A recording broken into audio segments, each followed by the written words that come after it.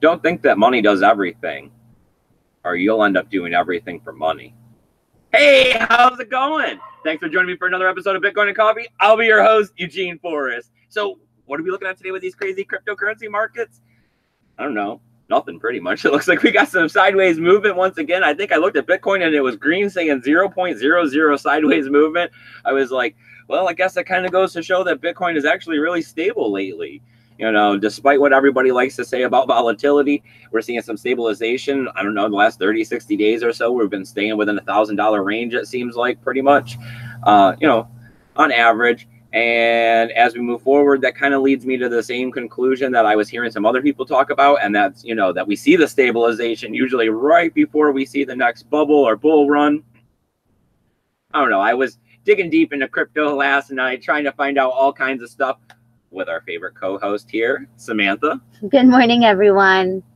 What was the last one we were watching right before we went to bed? Oh, the CryptoCast, the channel? Yeah. The Vortexes? Their Q&A. That was a good episode. Yep. I went ahead and tweeted that out last night. With another Nick dude. Like, but, like, apparently everybody We're not named pen Nick. And paper people. Apparently everybody named Nick is smart, like real smart. But yes, this guy was he used to be a Fidelity investor, analysis guy, and then I guess now he is a Bitcoin analysis guy. Nice. It was cool. He was very smart. So I don't know. They were saying stuff about CoinMarketCap. I mean, I slightly agree with it. And I've had people address this a question to me before saying, why do I look at CoinMarketCap? Why do I use it? And it's that when I based this channel in the beginning, or I started having the ideals that, you know, where we started and where we are now, the main underlying reason of the channel was always to bring people to the free help desk. And it was to try to help new people. CoinMarketCap is the most used. So, I mean, we could look at a lot of different places, but unless, I mean, we start getting adoption of these other places, I mean, that's why we make fun of it at times, right, Samantha? Yeah. Especially when we talk about all these coins that are constantly being added. But I do also like to stress that, you know, not all of these cryptocurrencies are the same, and it's a problem as of lately, and it's getting to be more and more of a problem the more cryptocurrencies we add, that, you know, ICOs and Bitcoin and altcoins and security tokens, these are not all the same, and we actually need to start breaking this up into different, you know, classifications of assets and looking at them in different market caps. So as I was just saying, let's go ahead and look at that controversial coin market cap and see how many coins we've added on there today. Why not?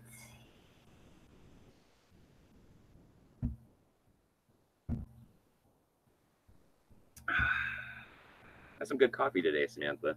Why, thank you. All right. Hey, look at that. A small gain in Bitcoin coming in at $6,584. Still right there at 6.6 pretty much. That's up 0.14%. And lo and behold, 2,034 coins. I guess we're in the future now. BTC dominance is at 52.2%, so no big movement there. Still 218 billion for our market cap, holding on the other side of 200 billion, below that 250 mark. I mean, so stabilization. I mean, we're not really seeing any big jumps here. We still got Ethereum at 223. We got XRapid slipping backwards 3%. Not too much of a concern considering, you know, that they went from 25 cents like a month ago to 51.7 cents now. Bitcoin Cash slipping backwards 1 point, coming in at $513. We got EOS at 574, making almost a 1% gain there, getting closer to that $6. A lot of people are hopping platforms and running over there from Ethereum, from what I've been hearing lately. You know, the gas fees, and that it's easier on programming. And now we're getting, you know, word of the Augur update because of the gas fees and stuff. So, all right, let's see. We got Stellar's 24.3 cents. That's down 0.4. We got Litecoin, $58.15, under that $60 mark. Ouch. And that's 0.61 down. Cardano, 8 cents, 8.1 cents, not really making movement. What do you think we're doing with Steam?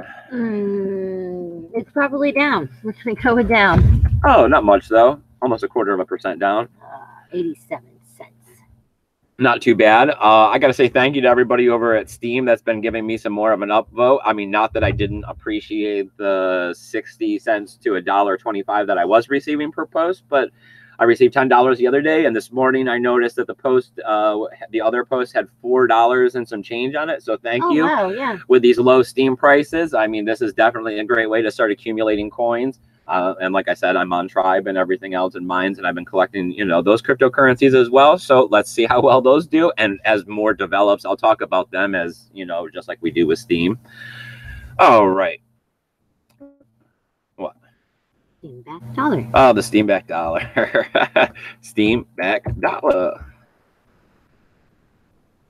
97 cents. Down 1.1%. Okay. I mean, no change on yesterday, pretty much. Still under that dollar, telling us that altcoins could have somewhere to go. I've said it quite a few times. You know, why not actually do it today? Let's take a look at the mirror multiple. We got the mirror multiple coming in at 0.9. The standard for mirror multiple is 1.42, telling us that in history, you know, the mirror multiple has been higher about 71.64% of the time. And this is at the Bitcoin price of $6,553, down a little bit from what we were looking at CoinMarketCap. Another reason why people don't, I mean, I don't know, yes. How everybody has a little bit of a different price. There's a chart of the mirror multiple over history.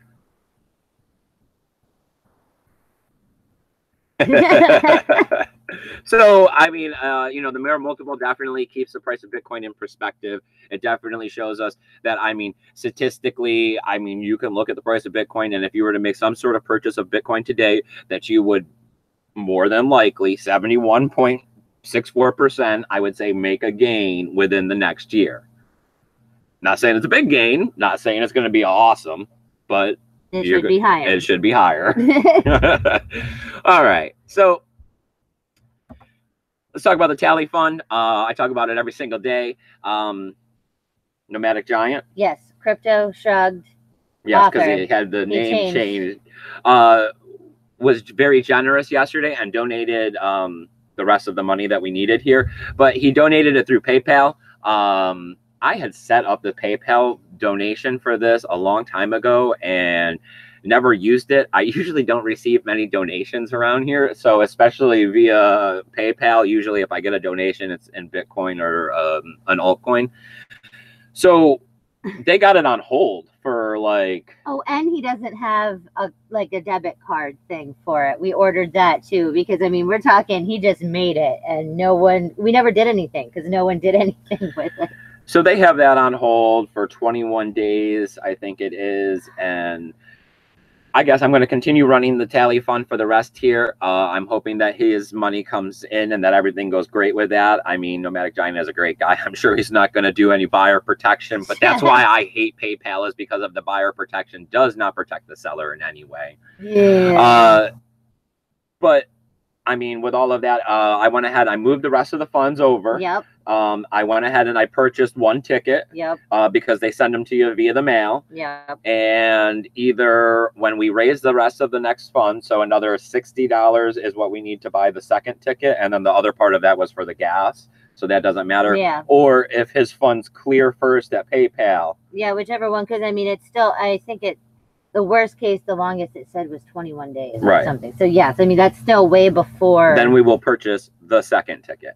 So I know that was very long and explained, but I definitely want to make sure that there is some clarity here on what's happening with the funds. At no point would I like there to be any sort of mystery or misconception of what's happening. So one ticket is purchased. One ticket is the second ticket is about to be purchased. There is a delay on some of the money. Yeah, we got the flyers. So, I mean, we're like 3/4 of the way there. Yeah.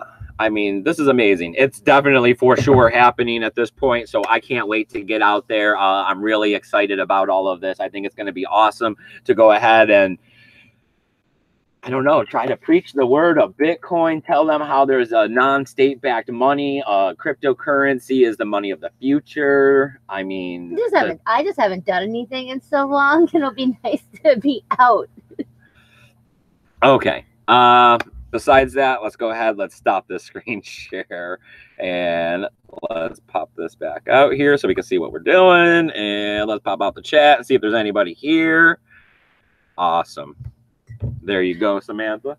Hey, watch out, turkeys. Back up, guys. Back up. Here. Oh, do they see it? Go, turkeys. Go for the kibble. All right, you guys. How are you guys doing today? I appreciate you coming out here, having a cup of coffee with me, talking crypto today, talking about, you know, the advancement into the future and how we're actually going to be making this planet a better place for everybody with, you know, a people's money, a money for the people, by the people. I mean, it's going to be great. We're going to fix all these problems. We're going to stop talking about how America oppresses everybody with this dollar bill that's pegged to oil, and they use this as leverage to keep themselves in power and forcing everyone else to use their currency. And then since they're in power, they're telling everybody else, you know, what their money is worth because everything is compared to the USD value this way. I mean, oh, we have, okay, so we have chat. Yeah. That's awesome, though. I'm glad that you guys are here. Let's know what's going on, Samantha. Okay, so Crypto Shrug author says, good morning. Paul Rulo is here. He says, good morning. Andy Anderson says, good Friday, Bitcoin lovers. Awesome. I know. It's great. TGI Friday. JT Irby says, good morning, all. Tech Lords is here. Okay. Wow. Giles Willis is here. No, well, Crypto Shrug author says, want me to reverse it and do a super chat? No, because our Google No, super chat is even worse. Even longer. You have to clear $100 threshold, and then 30 days later, it posts to your Google AdSense, and then on the 21st of whatever month, that month or the following month, whenever the 21st shows up, then they transfer it to your bank account. You have to get like 30% of it or something. So yes, no, yeah, they take 30%, and it takes 45 days. Everybody's losing to get the funds from a super chat. I mean, crypto is always amazing. That's why I love crypto. I mean, it cuts out all of this malarkey that happens once you start getting involved with these pay services. I think when I went and transferred the funds, there was $350 or a little under that in the account, and it cost me 66 cents to do a rapid fund, like to do it. Yeah, to actually get it, like, yeah, the faster. So, and I mean, we had full confirmation, I think within, it was like 45 minutes or something, because we were sitting there, we were waiting to buy the tickets. I had all the information filled out on the site. So, you know, I figured, oh, well, how much is 13 Satoshis? I mean, I know that's overpaying, but 66 cents. Yeah, I mean, I don't know. So, yes, that is like the super chats, you know, Google gets some of it, and it takes forever. Like, yes, like, I don't know. There's quite a lot of them that aren't. Okay. Yeah, no, we're fine. That we're good? Yes, Joel Willis says, well, he said, screw that. I had to hide him because the word was not screw, but yes. Yes, it is a little like super chats and some of the stuff that you think is like instantaneous is nowhere close to instantaneous. All right. So what do we got going on with the news? Well, we're looking at another step towards decentralized exchanges. You know, that's always a plus. Don't necessarily think that decentralized exchanges at this exact moment is something I want to jump into with like $10,000 and start trying to make trades. You know, there is a lot of risk still and vulnerabilities due to the fact that this is a brand new type of technology. But we're looking at BitHum out there with their DEX is what they're calling it, DEX. It's a decentralized exchange. They're using their R1 transfer protocol. I mean, it's Ethereum based. So, I mean, that's a big plus that we're going to be having a decentralized exchange, or that there's another one. You know, we have a couple other ones to get one out there, starting to work through it. Because, I mean, once it's in existence, then it'll be attacked, right? Then they'll have to come up with the solutions for the attacks and the patches and all of this. So over time, it'll develop better protocols. It'll develop better user interfaces, just like all of this other cryptocurrency stuff does and all of the other tokens. You know, over time, regardless of how much it's pushed or, you know, funding is given, it does slowly develop in one form or another. So any decentralized exchange getting out there and starting development is another avenue for, you know, the big breakthrough, the one that's going to make the decentralized exchange, you know, the everyday exchange, so that everybody can use it without, you know, having to do the KYC and all of this other stuff, which would be a big step towards, you know, hiding everything, making it more anonymous, taking away some of the potential power that, you know, the oppressive overlords could have on us by keeping track of what we're actually doing in cryptocurrency and saying, hey, well, it's tax time now, and this is considered a commodity, and you owe us 30% on every little bit you spent, and we know what happened because you did KYC at the exchange. So, yeah. Man, I'm glad it's Friday today. Oh, Crypto Shrug Author says, well, next time I'll just send crypto. Geez. No, I know it is. No, yes, I am very happy. Oh, yeah.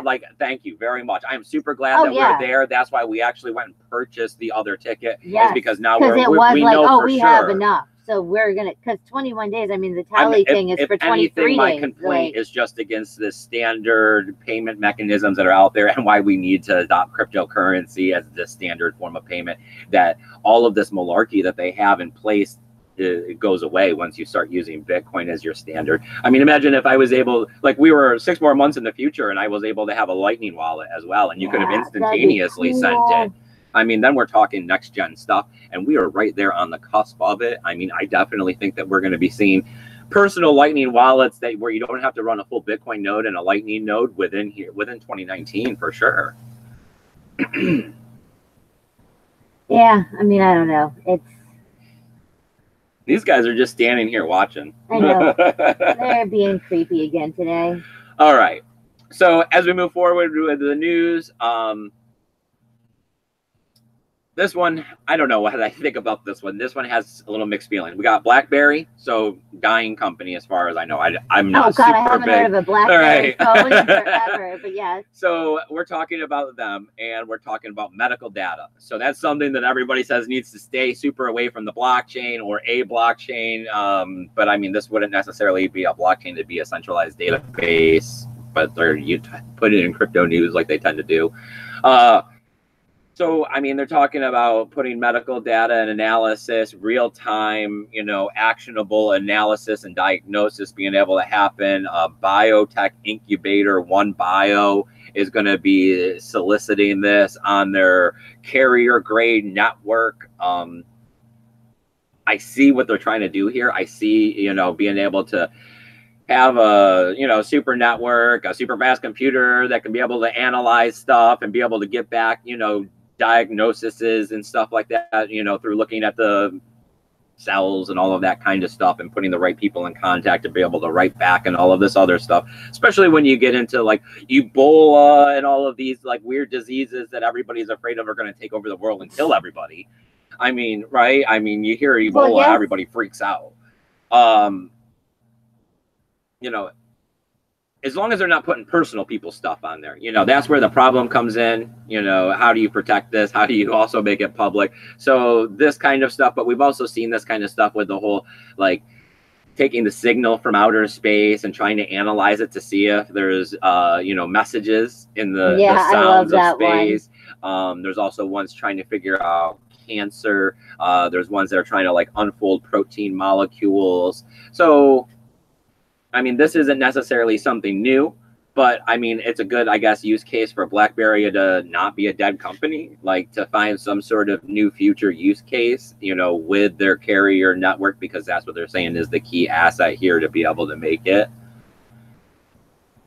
I mean, I don't know. The future has lots of potential for lots of different things. I mean, when you start thinking about, simple robots performing all of these manual tasks that people do for $10 an hour, then, how do you work? Like, what do real people do for a living? And then you have to start looking at there's going to be other avenues of making money and stuff like that. So having computers that run in the background and are helping to figure out all of those different things we were just talking about, making its own cryptocurrency. I mean, creating or income is going to be something different in the future, definitely, for sure. I mean, as you see McDonald's get touchscreens and, become automated, and we see self-driving trucks putting truckers out of business, and, self-driving cars, putting cabbies out of business. That's still a hard sell for me. There's not a chance I'm getting into something. It's not, it's not tomorrow, that's where the problem is in a lot of people's brains. You're fixated, you have this box that, you think in all the time, and it's not tomorrow that it's going to happen, but 10 years down the road, 15 years down the road, there's not going to be a cabbie. No one's going to get paid to be your chauffeur. There's going to be a self-driving car that does it. Ugh. All right. Yes, for motivation is now here. He says, yo, boom. Nice. And Crypto Shrug says, I meant G's in the banking slowdowns. Like when he had said G's about next time he would just send crypto.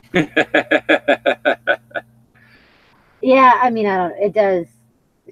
This crap takes forever. I remember when we did the horrible Ethereum-ness that everybody did the buyback. First off, it took us forever to figure out how to do PayPal. I'm glad it wasn't that account. That account's like negative hundreds of dollars. Yes, because we literally were like, screw you. Like, everybody went and charged back. It said, no, that's not us. And it was like, that's cool. Don't sell crypto on PayPal. I mean, that I don't know how. We thought we were geniuses, I did. man. I thought I was so smart. All right. So, all right. Onward. BitPay. A lot of people use them, right? I mean, it's a preloadable debit card that you can put your crypto, that you can put your Bitcoin. I don't know what other cryptocurrencies they take. I don't use BitPay. Yeah. But, you know, you can put your Bitcoin on there. You can go ahead. You can run around with it like a debit card. You can buy stuff. Awesome, right? I mean, we need to be able to use Bitcoin in an everyday case scenario. Like, I mean, that's pretty much, you know, I put it, I'm going to pay my taxes. So I just put it in Coinbase and I use the Shift card to be able to purchase our ticket. Yes. So, I mean, those case scenarios are super easy when you just have a card that can use it. They're going to take that away from the Europeans. That really sucks. Yep, it does. I mean, they have Coinbase over there, so there are other avenues. But does Shift also do? Yeah. Yeah. I mean, so, I'm not in Europe. I can't say for sure. I just happen to be on the ground in America, so I know American stuff. I happen to be on the ground in Florida. Like, I would have trouble telling you about all of the New York stuff. I know a little bit of it because I've been out here for 2 years, pretty much, you know, doing the news on it. But, you know, there's nothing like being on the ground and moving crypto in and out and plugging in the websites and seeing what's happening and talking to the people that are nearby at the conferences and, you know, the meetups. So, as far as Europeans, I would lean more towards Europeans on a real answer for what to do over there. But, I mean, this is bad. I mean, it sucks. 30 days from now, Wednesday, October 31st, they're saying that if you should copy all of your data off of there if you got to go do taxes because they're going to shut down the site. You're not going to be able to get into it. So, I mean, but there are other avenues. You know, like I said, there's also other ways where you don't have to put it on a debit card. I mean, we could see harder sanctions on this as we move forward into the future, and, you know, the federal government and the United States and the rest of the world wake up and see how cryptocurrency is going to oppress their fiat cash. You know, they might definitely start trying to shut down all avenues between the fiat and crypto world. But hopefully by then we have so much integration that it doesn't really matter, that we're able to. Yeah, like how we were talking about a couple of shows ago when it would be like, yes, what if there's only Coinbase or only, like, yes. They get rid of everybody else. That would suck. So do we got anything in the chat, Samantha? No, not really. All right. Well, here we go with the last news article we got today. We're looking at Australia. Always Australia. They're so crypto friendly over there, it seems like. But then at the same time, crypto hacking, crypto everything. I mean, maybe Australia is the Florida of the crypto world. All right. We got Australia out there. We're looking at 4, possibly more people. That's why they're kind of putting out the article so that everybody, if this happened to you in Australia, not that I have a lot of Australian viewers, kudos if you are in Australia, come forward. You know, they're looking for these people. They're looking at about $50,000 worth of crypto has been used or taken in a tax scam in the Melbourne suburbs. The specific region has been targeted. I mean, this one was, I don't know how, I mean, this is the Prince Nigerian kind of stuff, and you answering those emails. They called them up. They told them that they owed money for taxes, and that the federal, you know, government or whatever of, so the Australian IRS, like they were like part of them, like and that they had notified, you know, the right authorities, and action would be taken, and that they targeted people who had immigration. Like they weren't, I guess, native or whatever. They were there on some sort of immigration. Visas and stuff. And then they instructed them to go to a Bitcoin ATM in a specific part of town. Instructed them, and instructed them, you know, to make a cash deposit into the Bitcoin machine to send them the money. That is a lot of instructions. Now, I mean, the fact that, I mean, only 4 people, it goes to show you, but for $50,000, I mean, walking up to a Bitcoin ATM because someone told you to, and pumping $10,000 into this machine and sending it to a QR code that somebody sent you, and you not really knowing what crypto is. But it's like, do these people, did they not ever deal with, I mean, unless the Australian government is way different than the American government. You don't get someone from the IRS on the phone giving you a 12-step like play-by-play on what you're supposed to do, and it not physically be like go fill out a form. Oh no, I mean they're not. I'm not saying that it's this. This is some crazy. This is the Prince Nigerian stuff. Like you, like literally answering the Prince Nigerian email and then going to your bank and wiring, you know, to Nigeria a couple $1,000s. I mean, this is. But still, I mean, this is also on the back of them posting on their website, warning people of cryptocurrency scams. And they think that there's more people out there. This is $50,000 across 4 people that actually came forward. They're thinking on the other end of this that there's probably thousands, or not thousands, but, you know, dozens of people out there that didn't think it was scammy or didn't yet. Or felt embarrassed. I mean, that's where I would be. I mean, either that or I'd be so blinded with rage that I'd be storming to the police station and be like, I demand you do something. My money was taken. They stole my money. Truth Monster is now here. He says, sup, forest in the forest. Nice. You know, we said we were going to move this camera so that this wasn't happening at this time of day. Yeah, we say lots of things. All right. So if you got any more questions, if you got any more comments, please put them in the chat. I'm going to run through this end spiel here, and then we'll go ahead and we'll wrap up the show for today. So what are we looking at, Samantha? We're going to have a weekend show?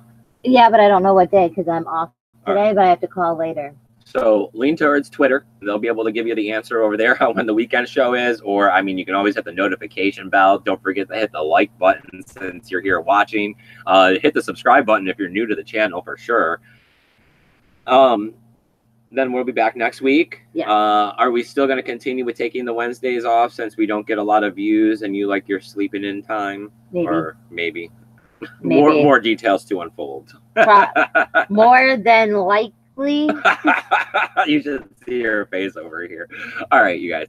Besides that, I got all kinds of links and affiliation codes. I mean, I got all kinds of social media stuff going on. I'm on Twitter, of course. I mean, we're getting closer to 1,500 there. We're on Steam, of course, posting to DTube. And then what else? We're on Tribe. Yes. I've been uploading the videos there. We're on Minds. We're on BitTube. So, I mean, if YouTube ever shut us down, we're not going nowhere. We're on so many other social media platforms. You got to sign up for them over there. I know you guys want to come to the YouTube so you can join in these live chats. I mean, that's what makes this show, you know, a little better than some of the other ones.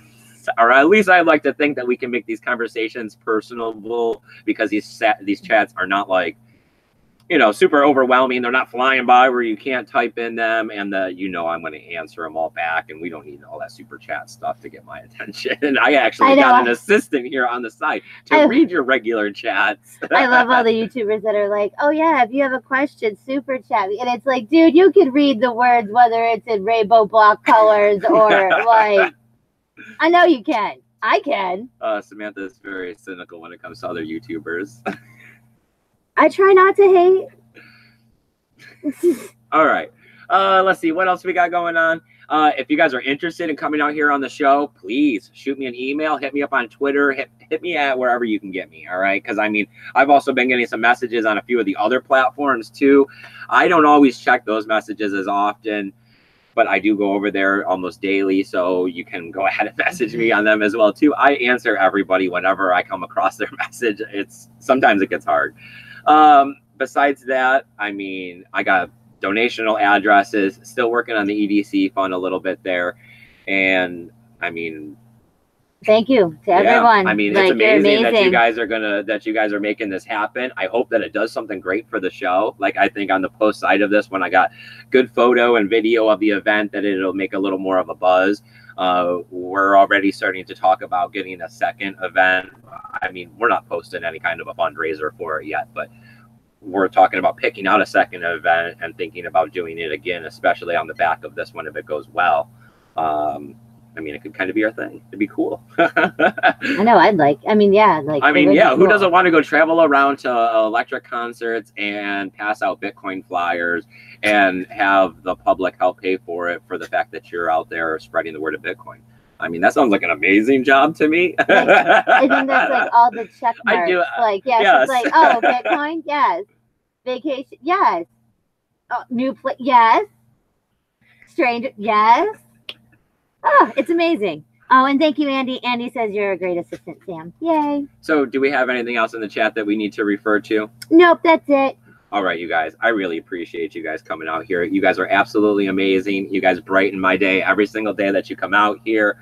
For those of you, because I've gotten a couple letters lately, even though I know some of you guys can't watch this live because it's so early in the morning, I do appreciate your views. It means a lot. You don't have to watch them live. If I was looking for only a live, viewing, then, it wouldn't.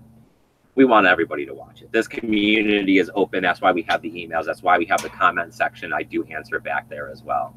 All right, you guys. Go out, have a great weekend, and remember, keep your BTC safe. Be good to each other, guys. Bye.